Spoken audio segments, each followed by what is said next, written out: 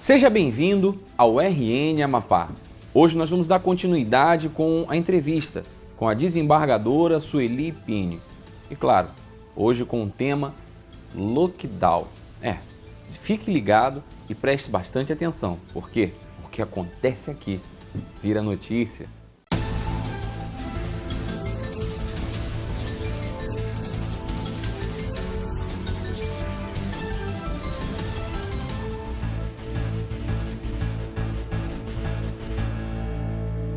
E vamos com a primeira notícia, e notícia boa, parceria. É isso aí, é isso que a gente tem que procurar ter. É um momento difícil, é o momento de todo mundo se unir.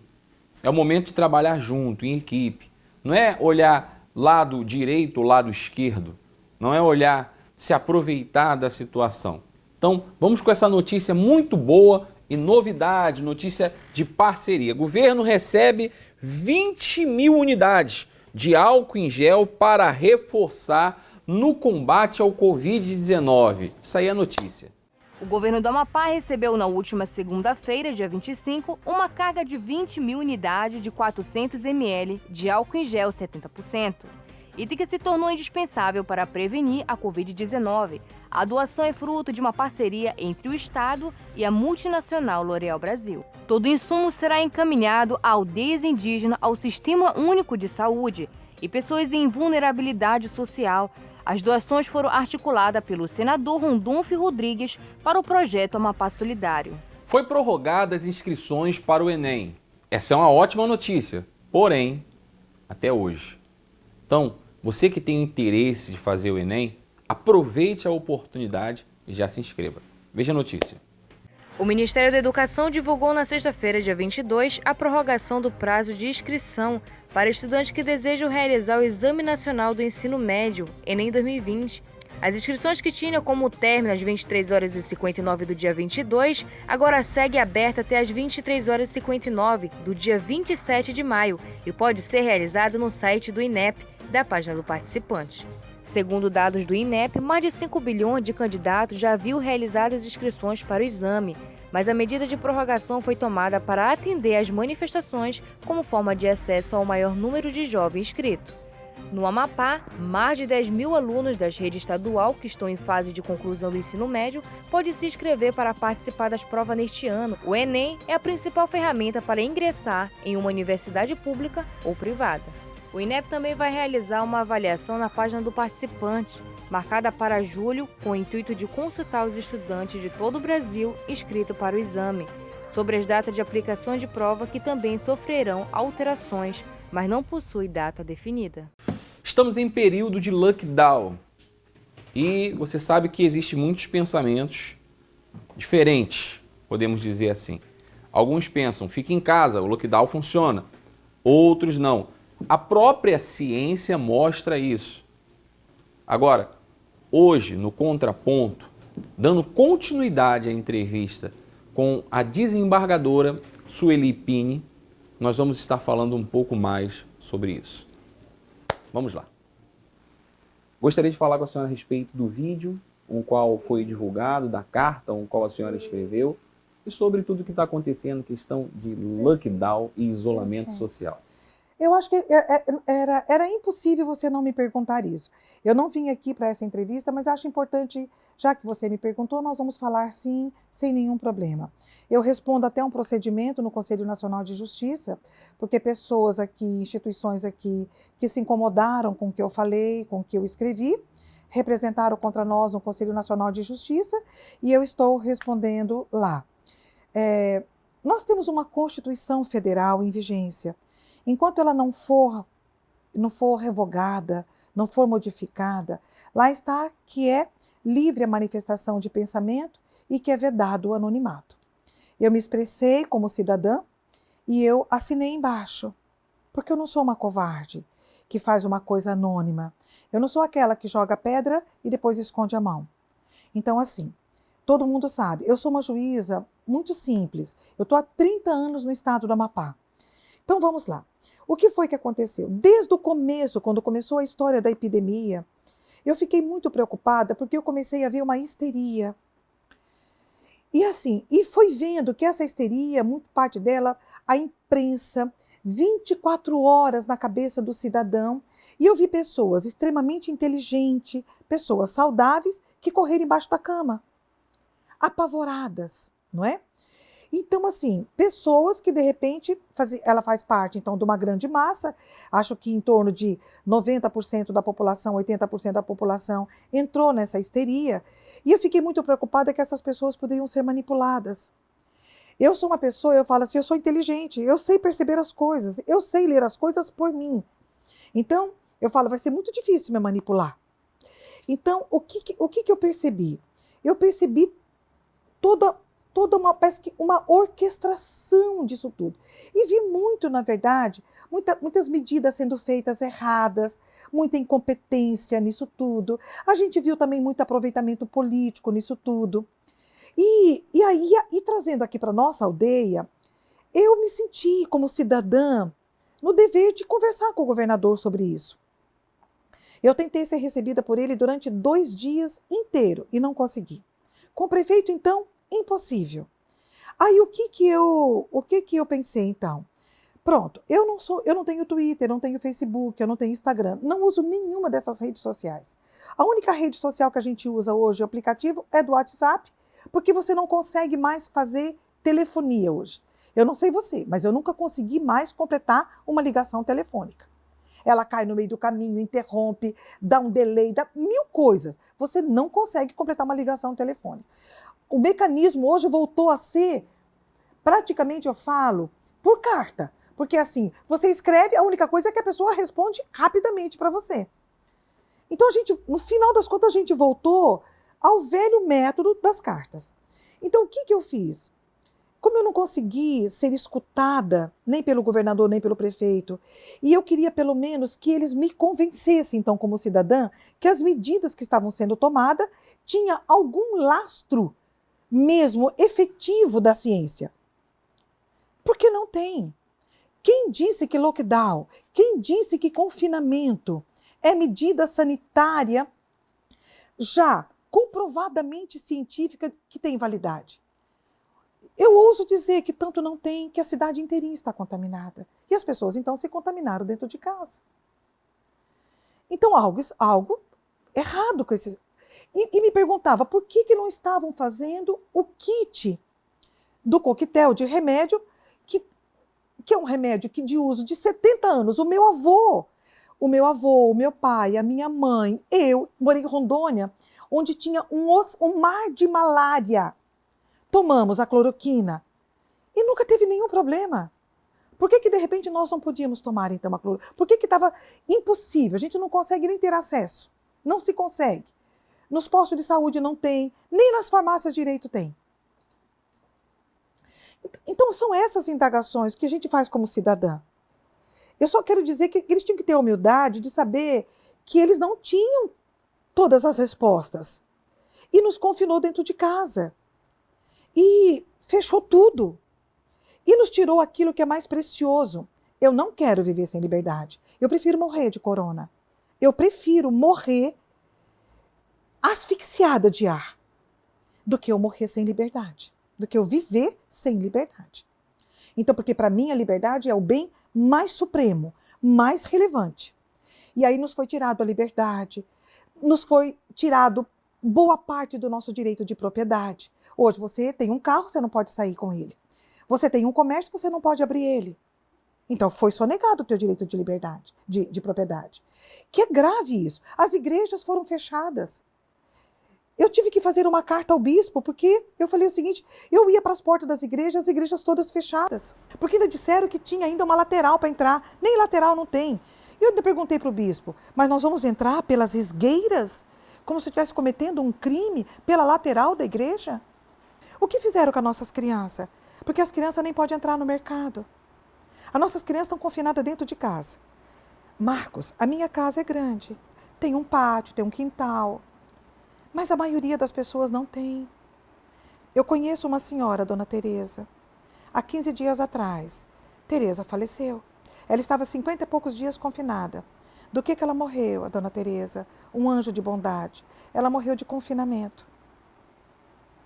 porque é uma mulher diabética, e ela dentro de casa, apavorada com tudo que enfiaram nela, e ela, na verdade, ali se alimentando, acho que até erradamente ansiosa, com depressão, porque antes ela trabalhava ainda, ela ia para uma escola como servente, aquilo fazia ela se movimentar. Você imagina para um diabético ficar parado? É a morte. Então, assim, e por falar em diabético, eu vou encerrar esse assunto. Eu falo assim, então, para a sociedade médica local, para a nossa universidade que já tem um curso de medicina, nós precisamos instituir uma medicina investigativa no estado do Amapá. Nós temos aqui algumas doenças que são endêmicas nossa. É uma verdadeira epidemia, a grande epidemia que nós temos aqui. Nesse primeiro momento agora que me ocorre, porque nós temos outras doenças graves, mas a que mais me preocupa é o diabetes. Eu não tenho os dados em mão, mas a gente pode levantar esses dados. Quantos mortos nós temos, então, até hoje, dia 26 de maio? Quantos mortos nós temos? São cerca de 6 mil. Não, aqui no estado do Amapá. Né? No estado do Amapá. 165, é isso mesmo? Então, não é um número pequeno. Para cada família significa muito, porque cada família perdeu o seu ente desesperadas. Pior, não puderam velar. Não puderam ficar com eles. Fazer aquilo que é coisa que nos veste de humanidade, que nos diferencia dos outros animais. Nós velamos e nós reverenciamos os nossos entes que morrem. Não podemos mais velar. Tudo tem que ser feito assim, às pressas. Um absurdo como é. A gente não pode nem se despedir daquele corpo onde aquela pessoa que nos foi tão cara habitou. Então vamos lá. Vamos investigar a epidemia que nós temos de diabetes. É possível, eu não sei, me deem as respostas. É possível que desses 100 e poucos mortos que nós temos, uma parte expressiva, 163 mortos, é possível que uma parte expressiva deles eram portadores de diabetes. E para o diabético, ele ficar confinado é de uma gravidade absurda, porque ele tem que se movimentar. Não se esqueça que o diabetes é como se fosse um câncer doce, eu falo. O teu sangue está consumido de açúcar. Ele está matando todos os seus órgãos. Você tem síndrome metabólica rapidamente. Os médicos me ensinem mais se eu estiver falando besteira. Mas eu tenho 60 anos, eu já vi tanta coisa, eu não vi pouca coisa. E eu sou uma observadora terrível. Então vamos lá. Isso não está sendo falado. Isso não está sendo falado. Então, o que tinha que dizer? Olha, quem é portador de diabetes tem que tomar cuidado com o confinamento, porque precisa se exercitar. Tem que tomar sol. Eu penso o seguinte, o que eu queria das autoridades era essa humildade para ver. Então, primeiro, nos confinou dentro de casa. A gente perdeu elementos importantes da nossa, sabe assim, que é nosso, que é a nossa liberdade, que é o nosso direito de propriedade, tudo. E, ao mesmo tempo, o sistema de saúde não oferece nada, quase nada. Mas então, como então? Então é para você ficar em casa e morrer em casa? É isso que é para acontecer? É para não colapsar a saúde, então você morre em casa? Então pronto, vocês conseguiram, porque as pessoas estão morrendo dentro de casa. Então é só para procurar na hora que tem que entubar? Gente, olha só, eu acho que talvez no Brasil... Talvez nem 6 pessoas no Brasil, nem 6 profissionais dominam a terrível técnica da intubação. Intubar exige uma técnica terrível para intubar. Caso contrário, você pode matar essa pessoa ou causar um desconforto descomunal nela, mesmo que ela esteja sedada. Então, você imagina. Então, agora parece que intubar é a salvação. Ao contrário, temos que fazer tudo para evitar que isso aconteça. O que eu estou falando, eu sou uma leiga. O que eu estou falando, eu falo assim, qualquer pessoa sabe. Esses dias eu conversei com uma senhora que é uma servente do tribunal. Eu fiquei, meu Deus, como sabe essa mulher? Porque ela disse coisas incríveis. Ela disse o seguinte, eu tenho muitas dúvidas sobre o que as autoridades estão fazendo. Eu não acredito que as medidas que as autoridades estão fazendo sejam as melhores. Então, não é a Sueli Pini que está dizendo, é o povão que está dizendo. Então, tenham a humildade, então, para reconhecer que talvez tenham errado. tentando acertar, mas tenham errado. Essa humildade. Então a gente pediu o quê? Que se flexibilizasse, que repensasse. Gente, o prêmio Nobel, agora, recente, não sei se de medicina ele, me fugiu o nome dele agora, mas ele disse aí, deixou claro que o lockdown, que o confinamento, esse isolamento horizontal, ele disse que é gravíssimo, é o contrário, em vez de evitar a mortandade, ele gera mais contágio e mais mortandade. Porque eu preciso me encontrar com você, eu preciso pegar o que você tem e eu tenho, e essa troca toda, é isso que vai nos fortalecendo. Você acha que a humanidade chegou até aqui por causa de quê? Porque ela ficou confinada nas cavernas? A humanidade só chegou até aqui porque ela enfrentou tudo. Ela encarou as doenças. É isso que nos trouxe até aqui.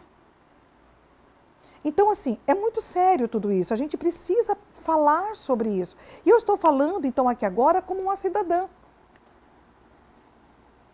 Que as autoridades tenham essa humildade de talvez não terem tomado as medidas certas que tinham que ter tomado. Tanto é, olha aí, o Estado é recordista, proporcionalmente o Estado do Amapá é recordista em morte. E aí o pior de tudo, o que me desespera é ver as autoridades culpar o cidadão. Então é porque culpou, é porque então, se o rodízio, não sei o que, então não funcionou, a culpa é do cidadão, se o lockdown não funcionou, a culpa é do cidadão, ainda nós que estamos aqui, que temos que enterrar às pressas os nossos entes queridos, perdendo amigos e todo mundo, nós é que ainda somos culpados. Os políticos que estão tomando essas atitudes, os políticos que estão sendo omissos, eu não tenho nenhuma dúvida de que a sociedade está vendo. Por meus filhos, eu uso sempre o seguinte, Deus está vendo. Quando um filho meu começa a querer fazer uma traquinagem, eu só digo, olha, pode ser que eu não veja tudo, mas Deus vê tudo. Deus está vendo. E Ele vai ver tudo que você faz de bom e tudo que você faz de ruim. E depois você vai ter que prestar contas a Ele disso. Então, a mesma coisa, então, agora, os políticos não se iludam. A população é sábia, ela está vendo. E ela está fazendo, que eu falo o seguinte, às vezes as pessoas pensam, mas eles estão aceitando tudo. Sim, eu sei, a maioria das pessoas está buscando obedecer e fazer, mas elas estão avaliando, elas sabem o peso disso, elas sabem quem está fazendo o aproveitamento político, quem está sendo omisso. Nós temos uma quantidade de políticos, principalmente do parlamento, aqui o estadual, o municipal e o parlamento federal, numa omissão gravíssima. E os que são, então, dos poderes executivos, baixando medidas, que são medidas questionáveis, sim. Porque, na verdade, em boa parte desses decretos não tem lei estadual que dê o lastro para essas medidas desses decretos. A lei do Covid, a lei federal do Covid, 13.000, alguma coisa que eu esqueci agora o número, ela não fala dessas medidas, não autoriza os governos do estado e dos municípios a tomar medidas drásticas no sentido que estão sendo tomadas Brasil afora, e algo me diz que esses governos vão ter que depois se explicar. Eles devem estar bem assessorados. Se essa assessoria que está assessorando eles fizeram o estudo correto, eu me permito dizer que eu penso que não. Então, talvez eles vão ter que ser chamados num futuro não muito distante, a prestar conta do que fizeram. A impressão que eu tenho hoje, eu, como cidadão também, é que existe uma guerra política. Essa guerra política, ela gera um desconforto e insegurança na população. Porque vem nessa guerra, uma hora, vamos dizer assim, um defende o uso da cloroquina, outro diz que não, porque a ciência, a ciência, aquilo como a senhora falou, mas a ciência só serve para um ponto, para outro não serve. Então, quer dizer, se é um custo baixo de tratamento e é um remédio que já é usado num tratamento de 70 anos. Há mais de 70 anos, né, em tratamentos de outras doenças, e estamos em meio a uma guerra, por que não lutar pelo povo? Por que não fazer essa parte? Outra coisa que eu quero perguntar para a senhora é o seguinte, nós temos visto no meio dessa guerra política, muitas pessoas estão morrendo. com medo. A verdade é que parece mais um Sim. medo. O medo é o pior O vírus, pânico. o pânico. O pânico é o pior vírus Sim. de todos que está sendo causado. Então, eu quero fazer uma pergunta para a senhora. Até onde esses decretos que estão sendo usados pelos governadores, né, ele tem aquela validade acima da Constituição? Porque, poxa, a gente pode ver aí, pode colocar até quadro a quadro, produção, pessoas sendo algemadas, perdendo o direito de ir e vir. Aí tem aquelas pessoas que vão me contestar. Ah, mas tem que cuidar da saúde, tá? Tudo bem. Se a pessoa ela quer ficar em casa, fique, mas não tire o direito das outras. Porque a situação é diferente. Como a senhora falou, a senhora tem uma casa grande. Tem gente que mora um quarto. A maioria mora em cubículos de entre 17 a 30 metros quadrados. Casas baixas, escuras, insalubres, deprimentes. Na verdade, ele ia para casa só para dormir. Ele passa boa parte dele para a rua. A grande casa dele é na rua, circulando, trabalhando. Isso, né? Fora que um tempo atrás, hoje a gente fala muito sobre o Covid-19, mas um tempo atrás, um dos maiores índices de morte era a depressão e o suicídio. Que ainda Isso não é. acabou. Não. E outra coisa, por exemplo, assim, eu li recentemente agora que nós estamos assim represando uma série de tratamento de pessoas com câncer e nós vamos ter uma mortandade daqui para frente das outras doenças.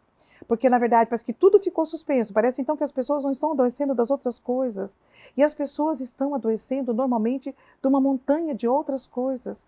E está tudo, então, aí, sabe assim, parado, sem o atendimento eficiente que tem que ser para isso. Então, nós vamos ter, de todos os viés que a gente olha, eu falo assim, tudo que a gente... Eu fico imaginando que lá na frente nós vamos olhar para esse período aqui agora e vamos pensar que foi o período da maior estupidez da humanidade. Mas foi um período também preocupante, porque parece que isso aqui é uma engenharia social, parece que é um experimento para saber se consegue bem controlar a pessoa. Então, parece que ficou tudo muito bem orquestrado. Bom, temos uma virose gravíssima, não sei o quê, tal, a televisão o tempo todo ali em cima, impondo um monte de medo nas pessoas. Então vamos ver se isso funciona, porque a gente pode amanhã usar isso de uma outra maneira para controlar então a humanidade. Então é muito grave isso. A sorte é que tem muita gente inteligente, tem muita gente questionando tudo isso. Então, é claro, eu quero imaginar e preciso acreditar que eles não vão conseguir esse intento. Mas com relação à sua pergunta da questão política, eu me permito eu só vou dizer isso.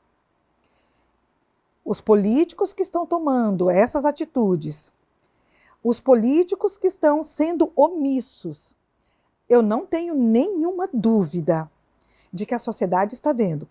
Por meus filhos, eu uso sempre o seguinte, Deus está vendo.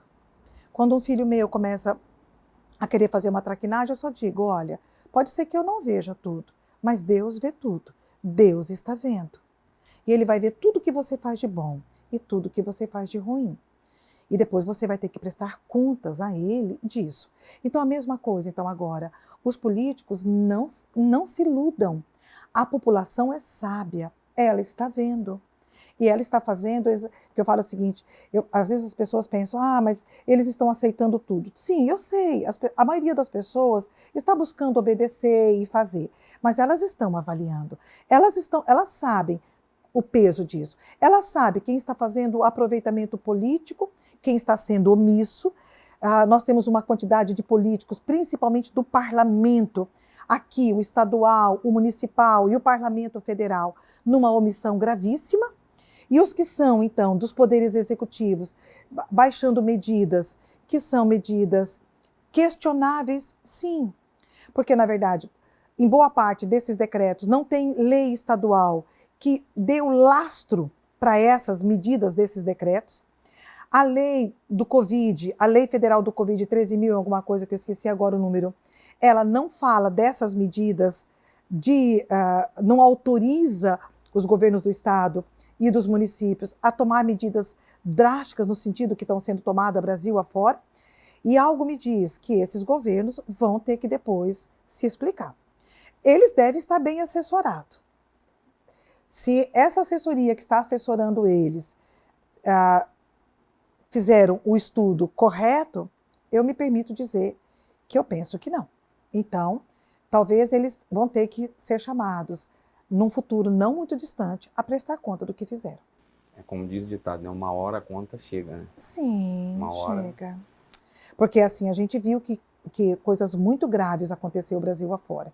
Você disse exemplo, aqui pessoas que estavam trabalhando foram multadas, pessoas que foram, como você disse, algemadas, contra inclusive até a própria súmula do Supremo Tribunal Federal, que na verdade já colocou o uso restrito das algemas. O que se fez? Se transformou servidores públicos em polícia. Por exemplo, assim, tem medidas feitas transformando servidores de vários órgãos municipais e estaduais em polícia. Enfim, então assim, eu espero que a população saiba fazer exatamente uma análise disso, porque os políticos precisam prestar contas à população que os elege. Com certeza. Bem, já acabaram as perguntas, doutora.